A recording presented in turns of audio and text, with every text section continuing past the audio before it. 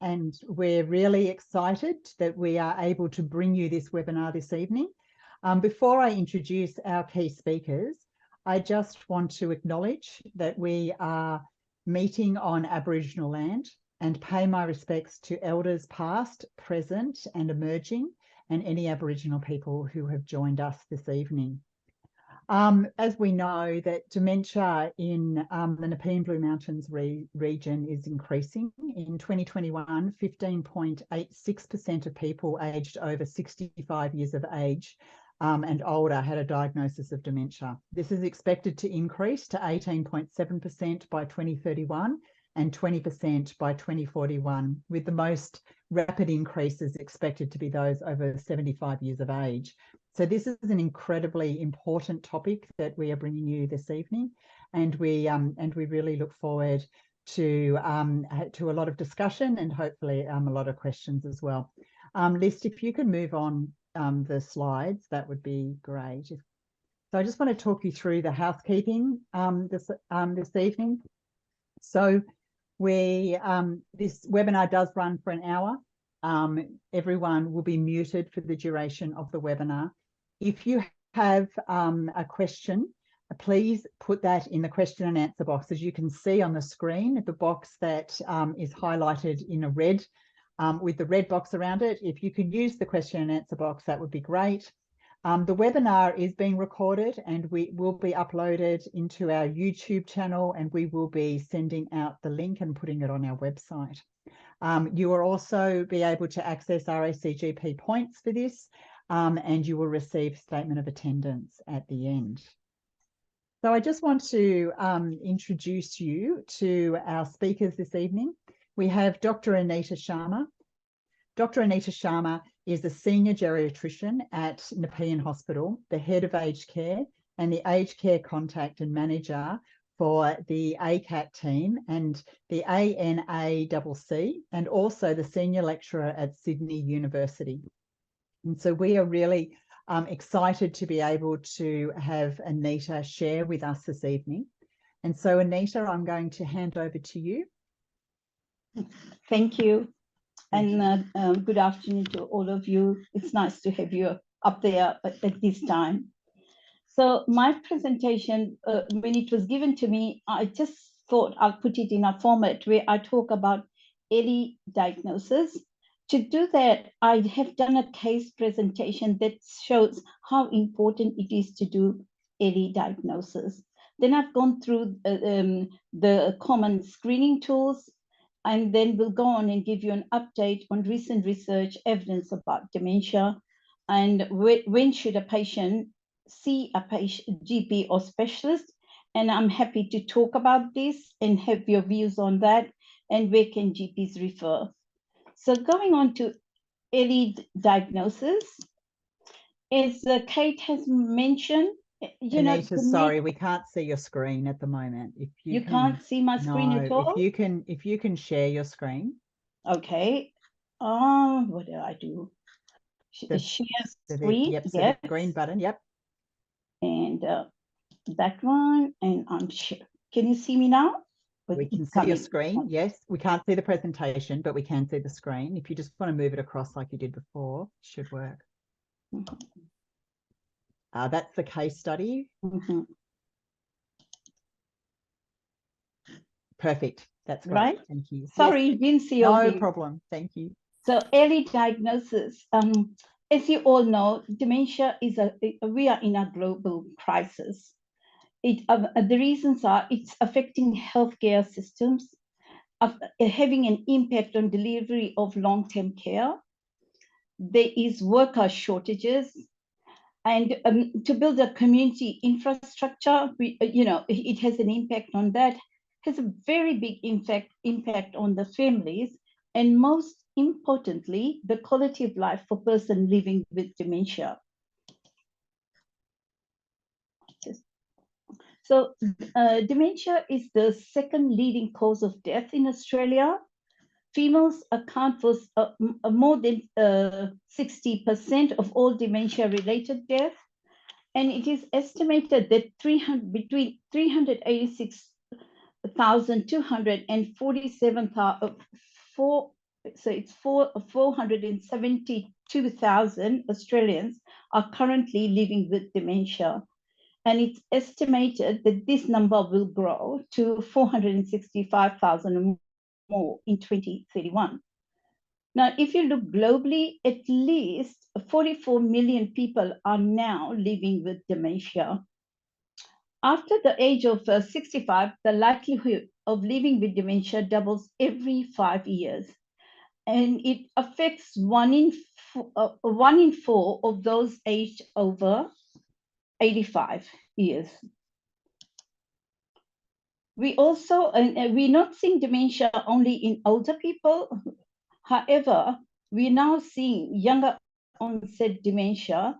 And and in 2021, there was an estimated 28,300 people with younger onset dementia, and it's expected to rise to 29,350 by 2028 and 41,250 by 2058.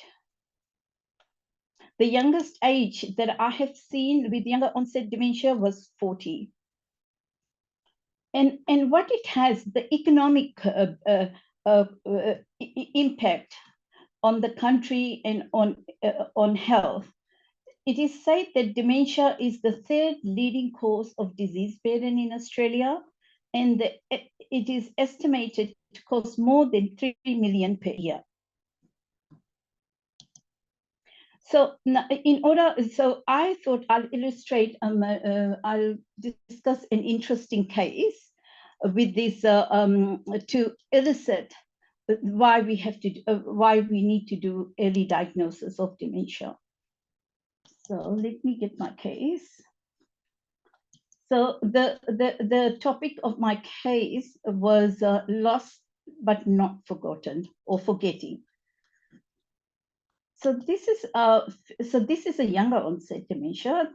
The patient was the client was a 58-year-old. He was a doctor, CH, who presented to the Cognitive Disorders Clinic in November of 2012. In September 2011, he had difficulty following or copying movements during an exercise class. He began leaning on the left side. He had difficulty putting on his PJs, and he had writing impairment where he was missing words, missing letters from words with no space in between the words, and he had word finding difficulty. He was unable to ride his beloved Harley Davidson motorbike because he was falling and having a lot of accidents. He was also at the same time noted to have minor accidents with his car. In May of 2012, at his workplace, it was observed that Dr. CH was using the phone upside down. His writing was poor in structure and grammar. His discharge summaries were difficult to read. It was prior to 2012. Everything was perfect for him. He was a very smart and a good doctor. He was unable to write scripts, and he came to work with his shirt inside out. So what happened at work?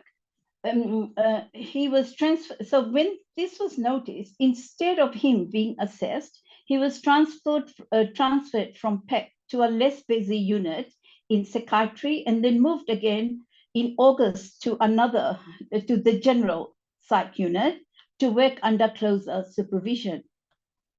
In September, he reached a crisis point when he was doing ECT, and he didn't know how to administer it. At this stage, the psychiatric superintendent advised that Dr. CH was not performing to his standard and offered him to take leave. And they wanted him to resign. His history of presenting illness, so going through that, there was no history of recent memory problems, no history of paranoia, delusions, or hallucination. He had a history of head injury and suffered concussion aged at 8 years. His alcohol intake was 30 to 40 grams per week, and he was an ex-smoker for 15 years. So the wife employed a tutor for his writing class, which was getting worse. He was disorientated outside the house. He was unable to recognize familiar faces. So his past medical history included he had attention deficit or hyperactivity disorder, which was diagnosed in 1997. He was on methylphenidate in August 2012, which was ceased. However, he did not have any history of hypertension, diabetes, or ischemic heart disease. His medications were vitamins D, E. He was taking Caltrate, and he was taking ibuprofen for arthralgia whenever required. He had no known allergies. Now, prior to coming to the cognitive disorders clinic, he'd been seen by 2 psychiatrists, neurologists, and a neuropsychologist. He had been investigated with CT scan and MRI of the head, which detected an aneurysm, so he was referred to a neurosurgeon. And a tentative diagnosis of mild cognitive impairment was suggested by the neuropsychologist. I just don't know whether anybody would agree with the diagnosis given the presentation. Anyone want to volunteer? I'll go on, given the time. So on examination on presentation, he was alert with normal vital signs. He was, however, on doing neurological examination, he was unable to calculate. He had dysgraphia, he had finger agnosia, that is, he couldn't identify his fingers, and he had right to left disorientation. He had marked visuospatial apraxia. He had difficulty following and sequencing movement. He had tremor in his upper limb, and when on testing his gait, he was leaning towards his left side with no loss of, but there was no loss of any arm swing. And he didn't have a flex posture. So if you look at the writing, we tested his writing that 31st of October. So if you look at his writing, you can see that he was not writing properly, his spelling mistakes, and it got harder as he came down. And so these are the cognitive tests that we did in the clinic. We tested his writing. We also did, it is not a mini mental state examination, it was a standardized mini mental state examination that scored 29 out of 30. His Edenbrook's cognitive examination revised, at that time we were doing revised, scored 80 out of 100. And in the ACE revised screening tool, his attention and orientation was very good. It scored 18 out of 18. Memory was decreased at 18 out of 26, and fluency was slightly decreased at 11 out of 14. His visual spatial examination was markedly reduced at 8 over 16. His language was preserved, scoring 25 out of 26. We also did a TRELS B test. At that moment when he came, he was still thinking that he would want to ride his motorbike and drive the car. But if you could see, this TREL B is looking at the frontal lobe, looking at executive function, where he went from, when we did the test, he was unable to complete after 6 minutes. So usually they should complete this test within less than 3 minutes. So with that, so that was all the screening tools that was done to identify what he has. He had a dementia screen. So dementia screen, when we say dementia screen, we mean vitamin B12, folate, thyroid function test, and all the other blood tests. However, if they're young, we also do the HIV and VDRL. We did not have MRI at the hospital, so we did a repeat brain MRI. We did a PET scan. We also did a neuropsychological test, and we had an occupational therapist assess how his cognition was affecting his daily activities. We also did gave the wife to complete Concord Informant Questionnaire on diagnosis of dementia. With this, I gather all the information in order to stage the stages of dementia or how severe the dementia is. So looking at everything, looking at his MRI, I'll just take you to the picture. This is the MRI pictures where he's got, if you can see, he's got a lot of atrophy, quite significant atrophy compared to his age. And there's shrinkage of his cortices. And if you go to the next slide, and we looking at the MRI, you can see that when I saw this MRI, he didn't have any evidence of any cerebral infarction or small vessel disease or previous stroke, but they saw a big black hole in the posterior lobe. And that when they did the PET scan, it sort of also showed that finding. So normally in a typical Alzheimer's disease, we see the hippocampal atrophy. This is a healthy control. And in his condition, he had parietal and occipital lobe atrophy. His changes was more so in the parietal. So this is the PET scan, and it sort of showed that his generalized atrophy and decreased uptake in the posterior lobe. So looking at him, he had seen multiple people, and a diagnosis was not reached, and that had a big impact because they thought that he was pretending, and they wanted to step him down, and in desperation, the wife brought him to see us. So usually posterior cortical atrophy, the onset is usually between 50s and mid-60s, and they think it may be early stage or part or variant of Alzheimer's dementia.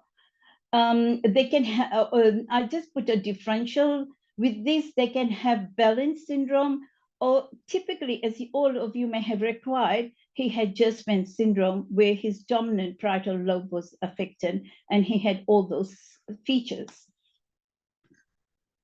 Moving on to his, when we did his ACE3, if you could look at the visuospatial abilities, this is what he drew. He was a well-educated man, and when we were asked to draw this picture, this is what he did. And drawing the cube, that's what he showed us. And the clock drawing test is that. So some of the take-home messages, and the reason I present and use this case is you don't have to have a memory loss to have dementia. People has to be aware of younger onset dementia in your workplace. Timely referrals to appropriate specialty would have, the wife and the patient went through a lot of difficulties when he was diagnosed. Once we diagnosed it, it seemed like the penny dropped and they could move on. So he resigned and then got his insurance and was able to lead some normal life for some time. So that's the end of my case presentation. I'll go back to presenting my case. So I was, what is dementia? So I'm going on to the topic of what is early diagnosis of dementia. I thought I'd use this case to present, showcase what I mean by that. So going on to dementia, dementia describes a collection of symptoms that are caused by disorders affecting the brain. It is not one specific disease. Dementia can affect thinking, behavior, And most of all, with these cognitive deficit, it has the ability to impact or have an impact on the everyday task. I would like to say, remind everyone, when patients come to me, they go and say, complain that they are forgetful. People say it is old aging, it's normal aging. However, I would like to point out that dementia is not a part of aging. So I just would like, everybody knows the types of dementia, Alzheimer's dementia, vascular dementia. Normally I see mixed pattern, Lewy body dementia, and frontotemporal lobe dementia. Also, posterior cortical atrophy was my first case, so it was quite interesting. And like I said, it could be a variant of Alzheimer's dementia. So others are Parkinson's disease, HIV infection, substance-induced dementia like alcohol, Huntington's disease, CJD disease, normal pressure hydrocephalus. Normal pressure hydrocephalus, if it's not treated in a timely manner, can lead to dementia. So these are the neurodegenerative causes. Then they are the reason we investigate the patient is to exclude the reversible causes of dementia. So one of the most common causes is depression, hypothyroidism, hydrocephalus, vitamin and mineral deficiency, medication and drug interaction, or it could be significant hypoglycemia or hyperglycemia. And it is present over a period of time. And the common manifestation are memory loss, and most of the time the memory loss initially is recent. The long term may be preserved. There's changes in planning and problem solving abilities. There's difficulty completing everyday tasks, confusion about time or place. They have trouble processing and understanding distances, depth, and space. They have difficulty with speech, writing, or comprehension, misplacing things, and losing the ability to retrace steps. They have decreased or poor judgment, and they may become withdrawn from work or social activities, and there's changes in mood and personality. And they may have come with paranoia or visual hallucination, which visual hallucination can be common. And most of the time with dementia, the visual hallucination is vivid and well-formed. The brain function is often affected enough to interfere with someone's normal or social or working life. So, and I've just put a table on, so people, whenever they come in, we have the differential diagnosis as to whether it is delirium or whether it is dementia or depression. So, and I've just given this for people to be aware of that. So I just didn't put a mild cognitive impairment. So in this current environment, when they're offering treatment and they say it's in early dementia or mild early stages or in MCI, I think I just thought I would say something about that. So mild cognitive impairment, it's an intermediate stage between expected cognitive decline of normal aging and the more serious decline of dementia. So it's in between normal and dementia. So they have problems with memory, language, thinking, and judgment, which is greater than normal age-related changes. It affects up to 15 to 20% of older adults, and 12 and 15% of persons each year with MCI will progress to Alzheimer's dementia or other forms of dementia. Initially, they had a simple criteria, but the most recent criteria has been expanded. So they say patients with memory impairment whether it's amnestic MCI, which is only a single, or they have multiple cognitive domains affected. And those in whom memory function is intact, but other cognitive domains are affected, it's non-amnestic MCI, single versus multiple domain. So normally it's how we diagnose them. We do all the usual tests. An MCI is diagnosed if it does not have impact on your ADLs and IADLs, on your function. So, and a standard neuropsychological test have if it's established that poor executive function, and particularly if they have delayed recall, it indicates a high risk to progression to dementia.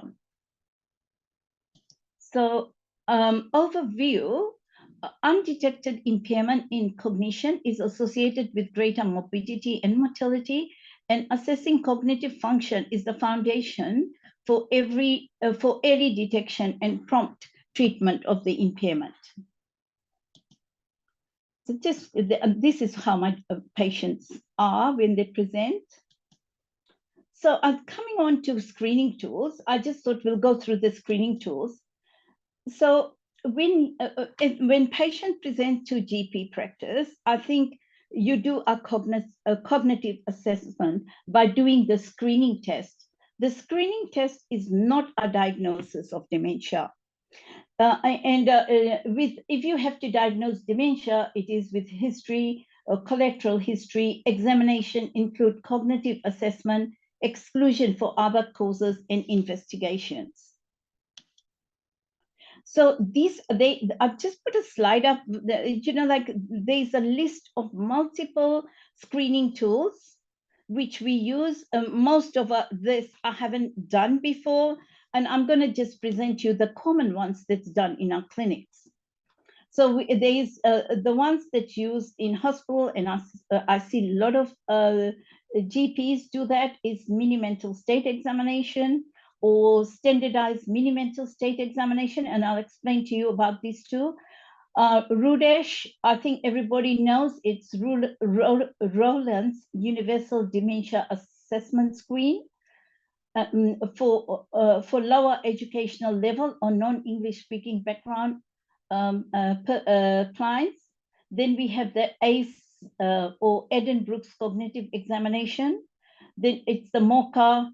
GDS is more screening for depression, and trail making tests. Normally we do part B, which tests of frontal executive function. There's frontal lobe battery assessment.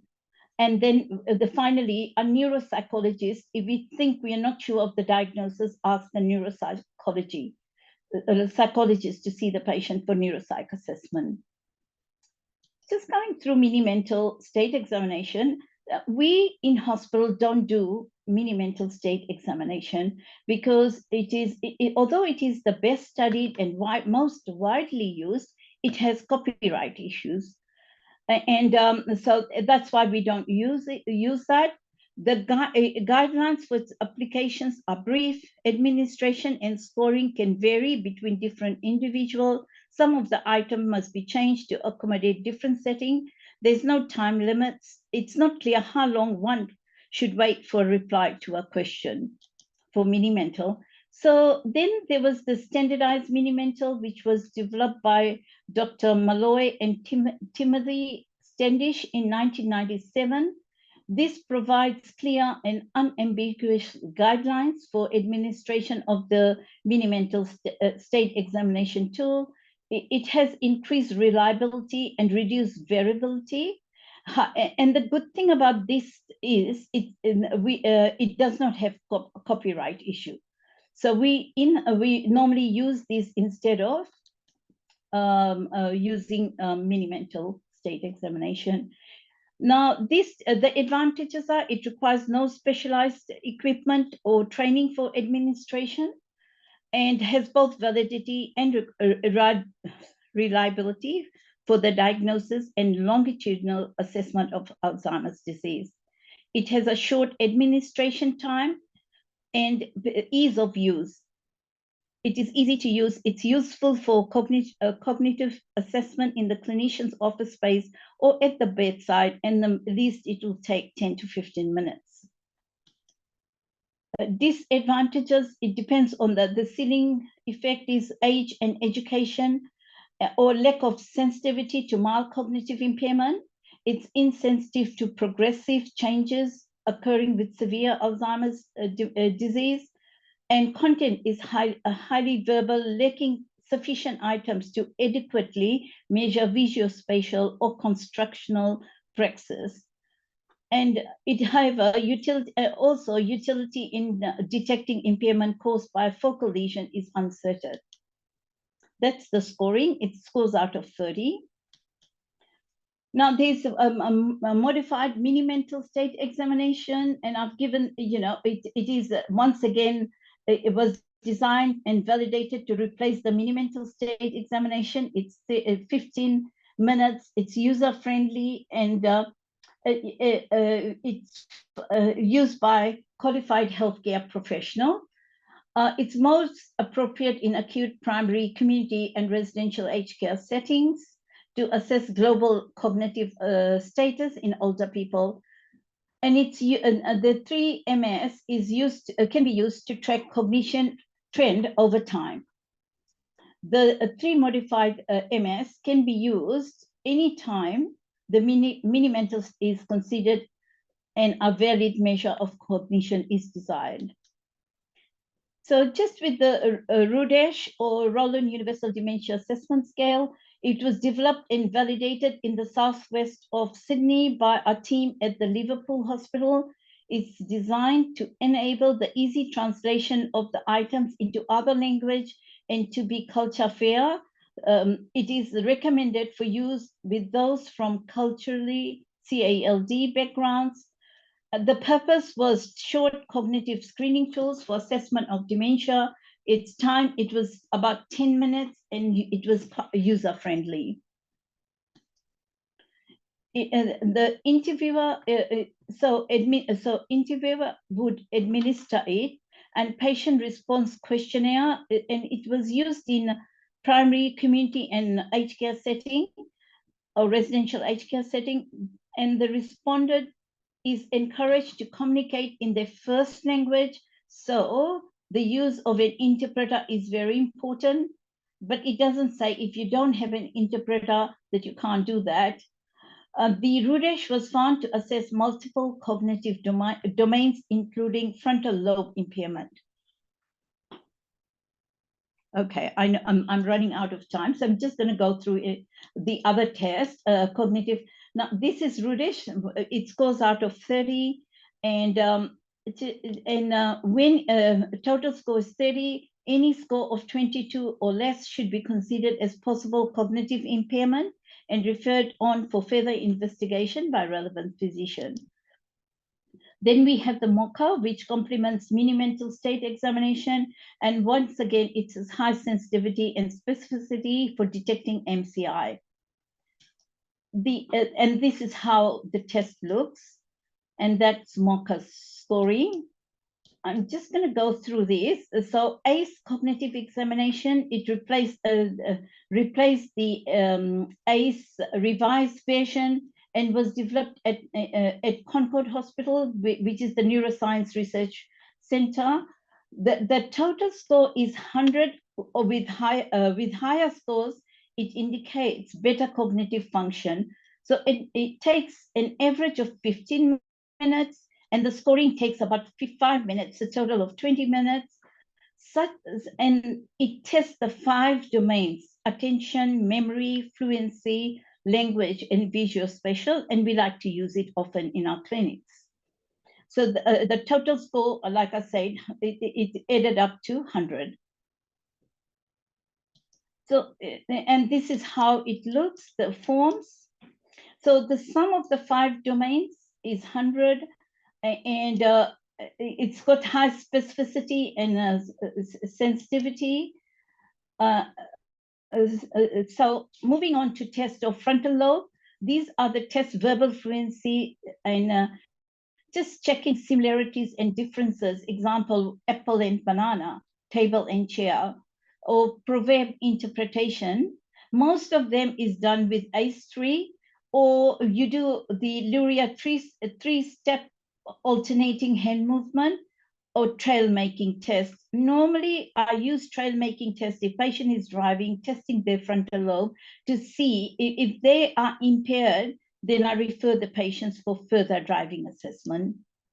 The trail B is the one we use often. It's to say join 1 to A to 2, 2 to B, and so on.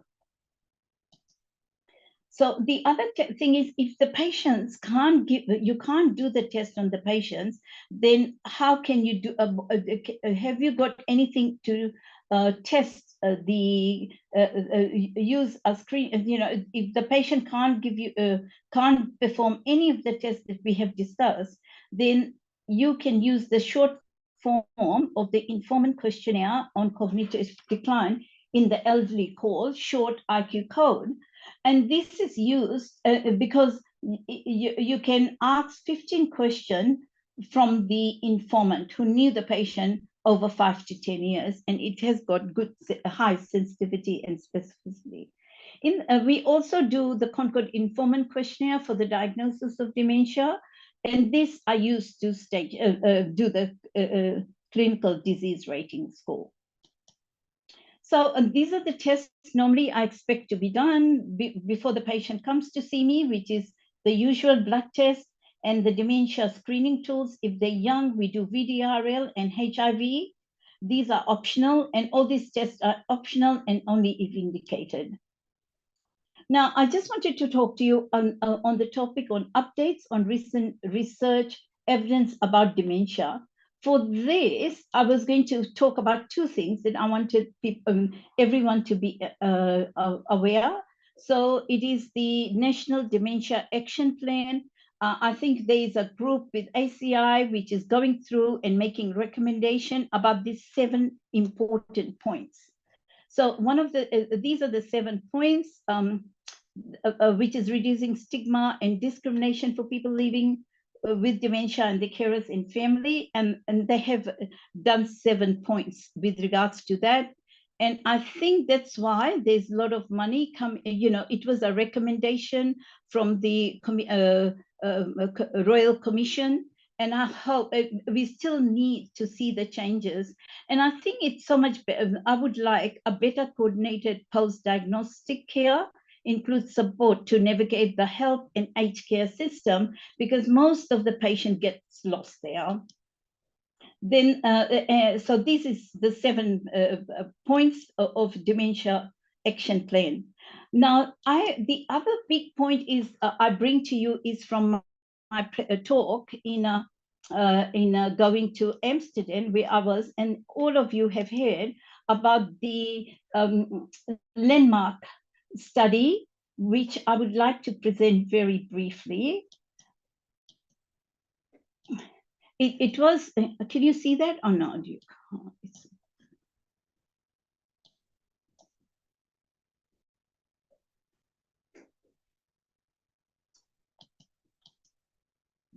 So it was it was only released last week. So I somehow can't bring it to this other screen. So just give me 1 minute. That is almost the end of my presentation, but I would like to say a few words on this study.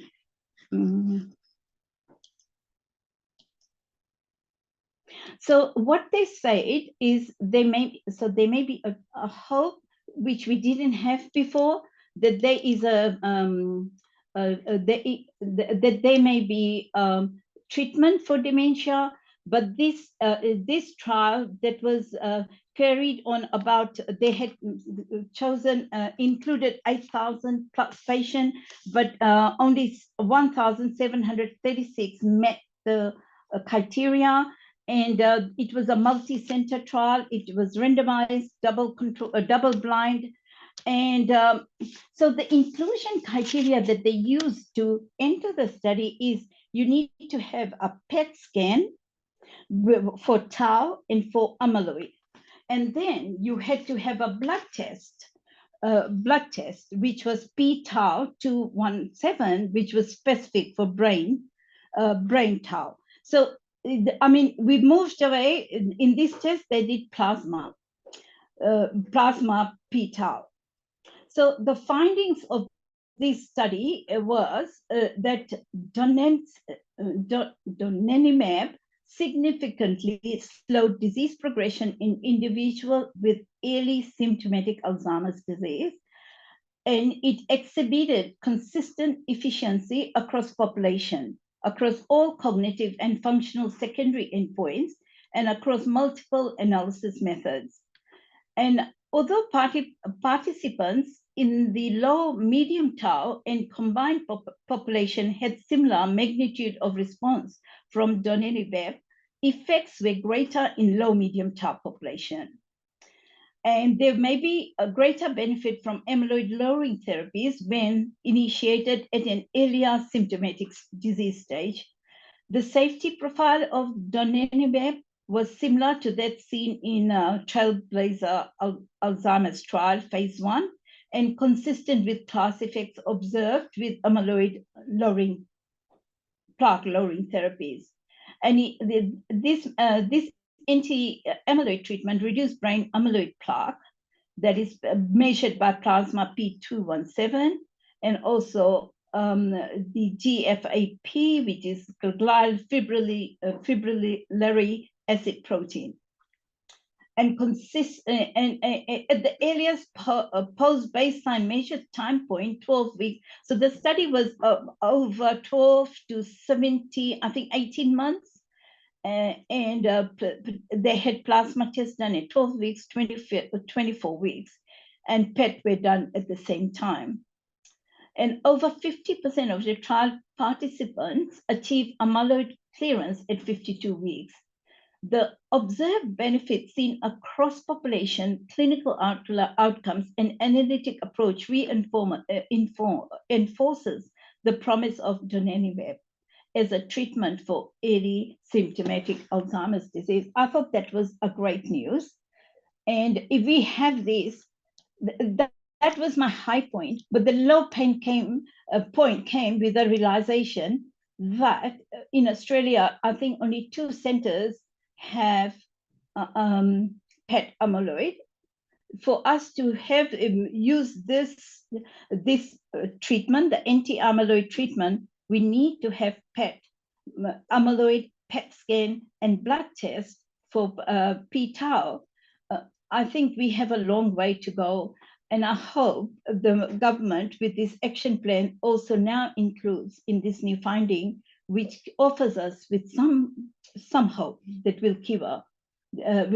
be able to treat early onset dementias. So my next point, just a couple of things, and I know I've gone too over time. I think when should a patient see a GP or specialist? I think the GPs are the main point of contact of the patient. They see the patient, they know the changes, they should do the screening tests. And when should they refer? They should refer when they think the patient has dementia, so we diagnose dementia early. With this big push, if these tests come and the treatment comes to Australia. Secondly, when people have BPSD symptoms, manifestation, or if you're unsure of the diagnosis. Now, that is the end of my talk, and people can ask me on the questions about it, and then I'll leave it to Dr. Hani Gayed to tell us where can GP refer patients. Thank you. Thank you very much, Dr. Anita Sharma. That was a really interesting presentation. We will take questions, but we'll do that at the end. So if you can please put your questions in the Q&A box, and we'll certainly go to those at the end. But before we do, I just want to introduce you to Dr. Hani Gayed. Dr. Hani Gayed is a GP in the Penrith area and has been for nearly 20 years. He has been a clinical editor on Health Pathways as well for over 6 years since it started in the Nepean Blue Mountains region, and also was the clinical editor involved in the preparation and localisation of the dementia pathways as a subject matter expert. So I'd really like to welcome Dr. Hani Gayed tonight to take us through what health pathways and also the referral pathways in our region. Thank you, Hani. Thank you, and welcome everybody. Thank you, Anita. I will just quickly share screen.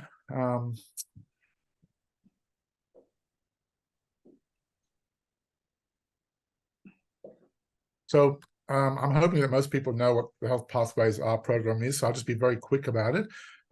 So it's, first of all, this is the actual password and username that we want people to use. I will also include that at the end as well, so you can have a look at it. If you're from the Blue Mountains, you've got your own username and password. Hawkesbury, Lithgow and Penrith has the same as well. First of all, Health Pathways. So it's a web-based information portal that provides clinical sort of information to help manage at that particular point when it's needed the most.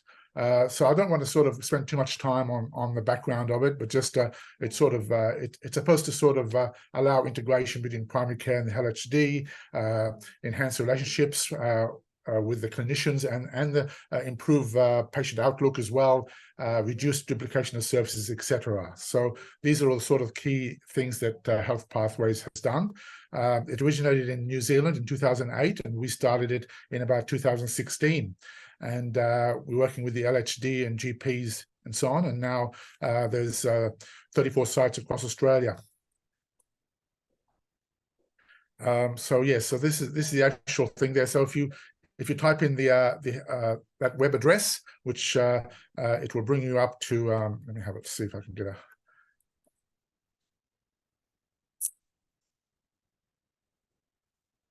So it'll bring you up to this page here. So this is the front page of the Health Pathways, and interesting to note that it's a good page to start. It tells you a little bit about some latest news, such as things that are important, such as the measles alert or anything that needs to be put to your attention. It also gives you information.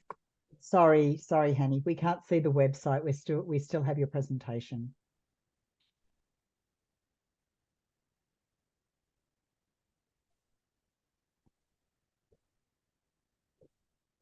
Can you see it now?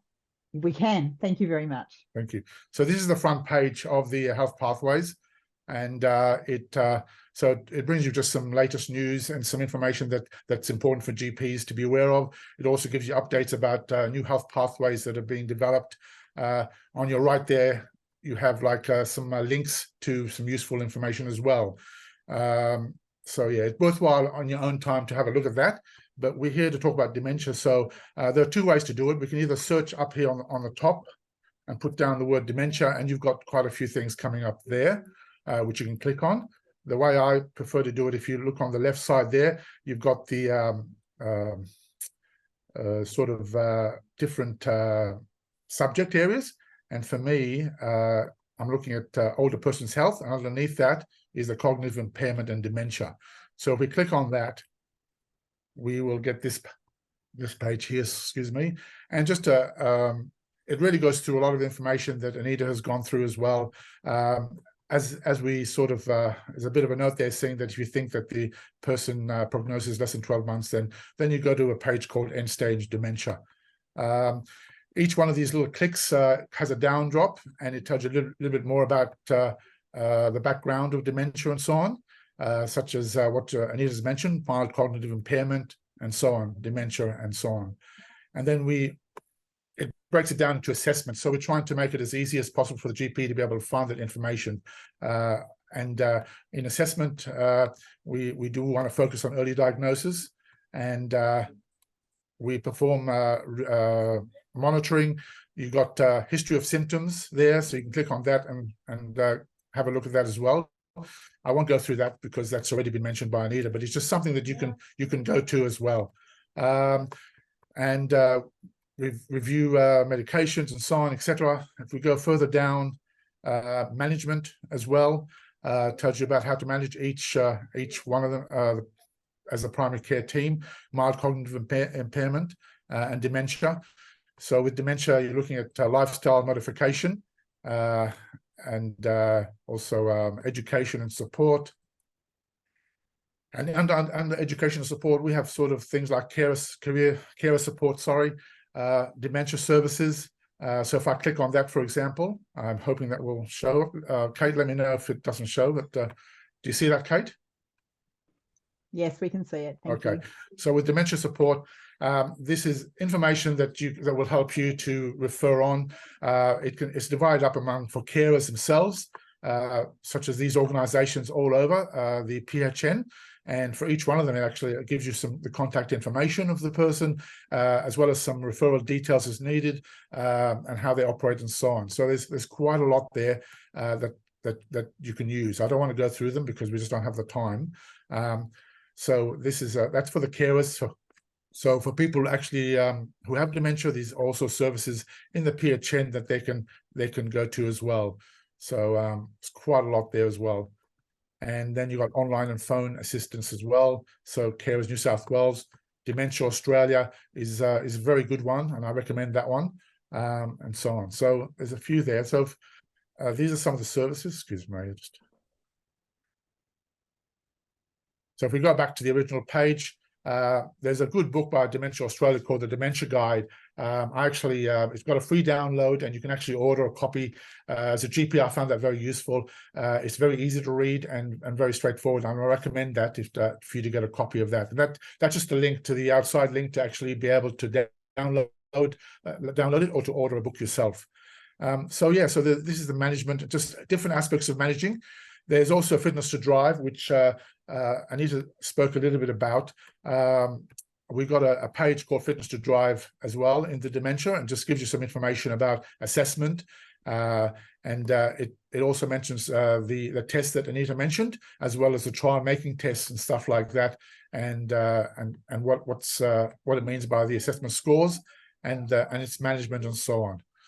So if we go back again to the original dementia page, if we go down to referral, so as a GP, there are different ways to refer. We've got the non-acute older person's health assessment. So if you click on that, that will take you to a page where you have a little bit more of the services available in the area. So things like the what Anita's mentioned, the dementia support, the VAC, which is the virtual aged care service, and the memory and cognition clinic as well to help you.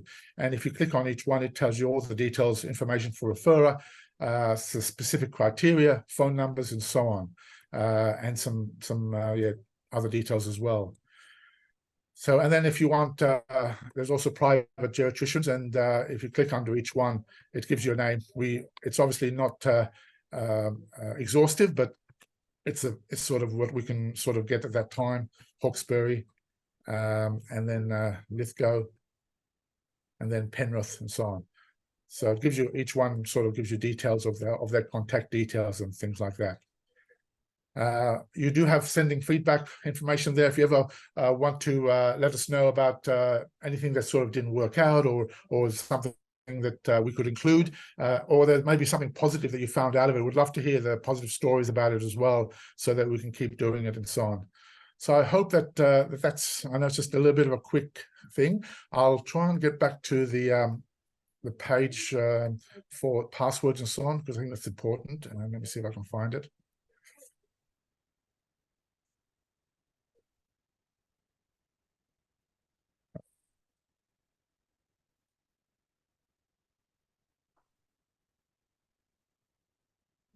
All right, do you see that, Kate?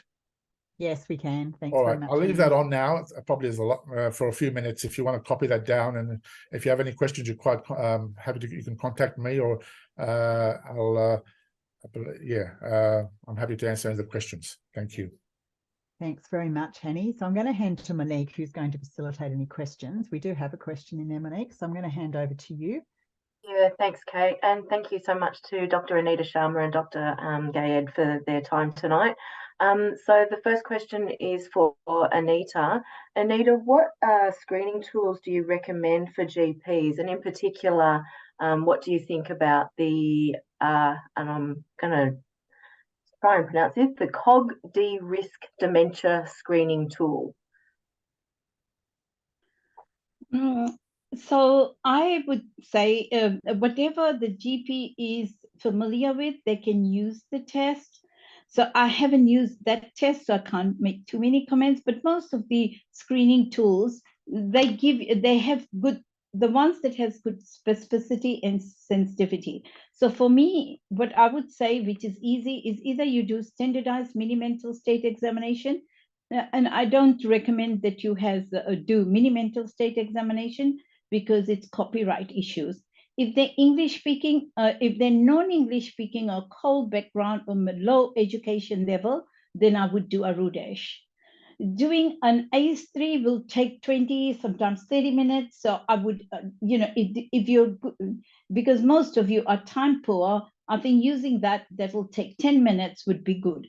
And I would also say that you use whatever you're familiar with and use the cutoff point to say that the patient, all of them have a cutoff point.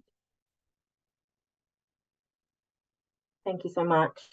And Dr. Gayed, a question for you. How would you suggest to check if the patient and carer have understood what the GP is saying or the suggestions for referral?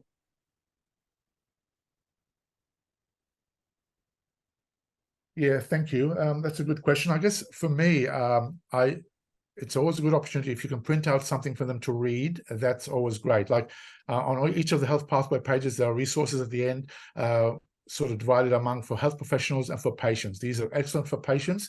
If you can print them out, they will retain more information when they get home and start reading things. We all know that they don't retain that much information when they're actually with you in the consult.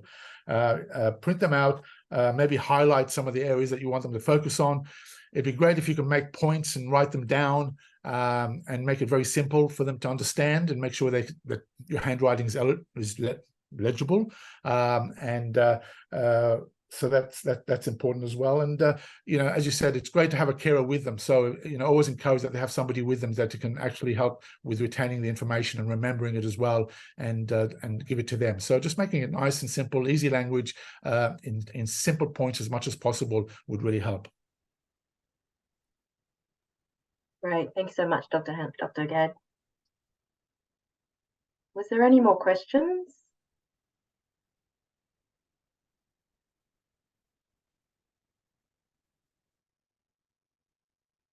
We do have one more question. If results show significant cognitive impairment, what some other things can I do to support the patient and carer? I think that one might be for you, Anita.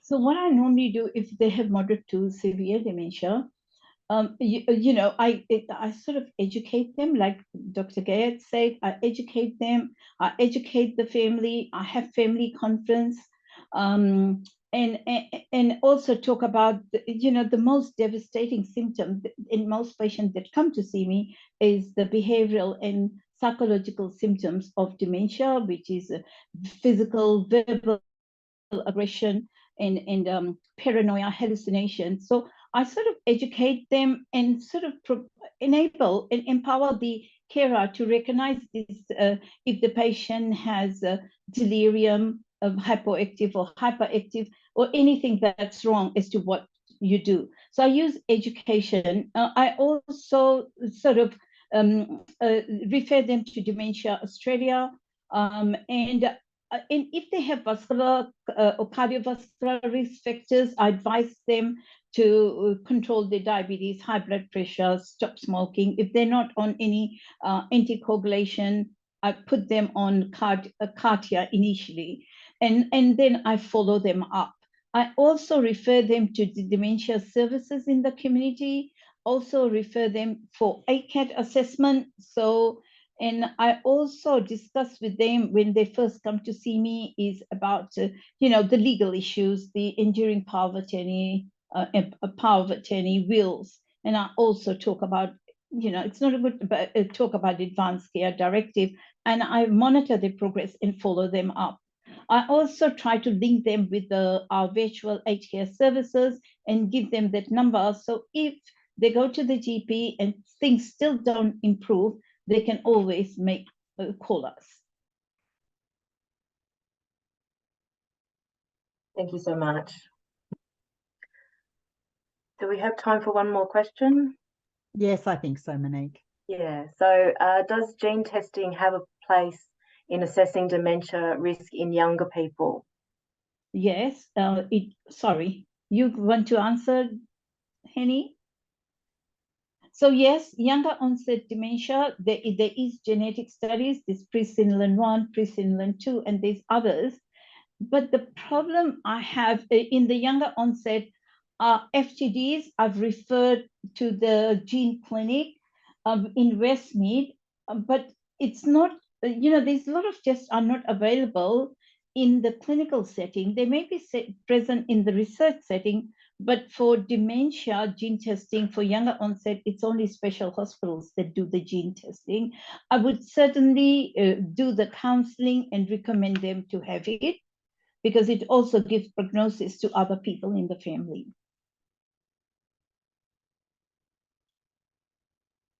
Thank you again. Well, thank you very much, Dr. Anita Sharma and Dr. Henny Gayed. I think everyone can agree that it's been a really interesting session this evening, and we really appreciate your time and everything that you've brought to this evening. We do have an evaluation, which will be going to a QR code very soon, and we do want to hear your feedback on this evening. So if we can move to that in a minute, but before we do, I'm just going to quickly tell you about a couple of upcoming events that we have. On the 8th of August is Dying to Know Day. Dying to Know Day is about raising awareness around having the conversation around what you would like for your wishes for the future. When we're thinking about advanced care planning, advanced care directives, having open conversations about death with your family. So Dying to Know Day is an opportunity to learn more about that. And we're running a function at our office from 10:30 to 11:30 on Tuesday, the 8th of August, which is open to people. You can register on our website. We also have the multidisciplinary approach to managing long COVID event. This is being held at the Fairmont in Lura. Dinner is provided as part of this event. We have a doctor who is coming from St Vincent's Hospital, a rehab specialist who has a significant amount of experience in relation to long COVID. And so he's going to be sharing with us on that evening. And we really encourage you to come along to that. Voluntary assisted dying for general practice, that event's on the 31st of August. And then our clinical paediatric conference has returned, which we unfortunately haven't been able to deliver since 2019. So we're really excited about being able to deliver that. All of these events and many more are available on our website, and we ask and encourage you to go and register for any of those. So if we can just move to the evaluation, there's a QR code now on your screen. If you can please use your phone, you're all very used to using QR codes. I'm probably going to explain this really badly. So if you can use a QR code, go in and actually complete the evaluation form. It will only take you a couple of minutes. Thank you very much to all of our presenters this evening. Thank you for your attendance and your time. And we look forward to bringing you more events in the future. Thank you. Good night.